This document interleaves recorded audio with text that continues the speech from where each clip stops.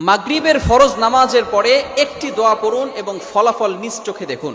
কোনো ব্যক্তি যদি মাগরিবের ফরজ নামাজের পরে এই ছোট্ট দোয়াটা পড়তে পারে, আল্লাহ পাক রব্বুল আলামিন ওই বান্দাকে বিপদ আপদ থেকে হেফাজত করবেন। শুধু তাই নয়, আল্লাহ পাক রব্বুল আলামিন তার উপরে 10টি নেকি আল্লাহ পাক রব্বুল আলামিন তার আমলনামায় দিয়ে দিবেন। আল্লাহ পাক রব্বুল আলামিন তার 10টি গুনাহ মাফ করে দিবেন।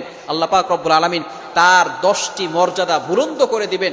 আল্লাহ পাক রব্বুল আলামিন তাকে প্রটেক্ট ফ্রম অল অ্যাক্সিডেন্ট, সকল বিপদ আপদ থেকে, বালা মুসিবত থেকে হেফাজত করবেন। বড় বড় রোগ থেকে আল্লাহ পাক রব্বুল আলামিন ওই দিন তাকে হেফাজত করবেন। আল্লাহ পাক রব্বুল আলামিন অ্যাক্সিডেন্ট থেকে তাকে হেফাজত করবেন। আপনাকে যদি ঘরের ভিতরে আগুন লেগে যায়, আগুন লাগা থেকে আল্লাহ পাক রব্বুল আলামিন আপনাকে হেফাজত করবেন, যদি খালি আপনি একটি আমল করতে পারেন। শুধু তাই নয়, আল্লাহ রাসূল সাল্লাল্লাহু আলাইহি ওয়াসাল্লাম বলে দিয়েছেন, সারা রাত ধরে ওই বান্দার জন্য ফেরেশতারা আল্লাহ তাআলার কাছে দোয়া করতে থাকবে।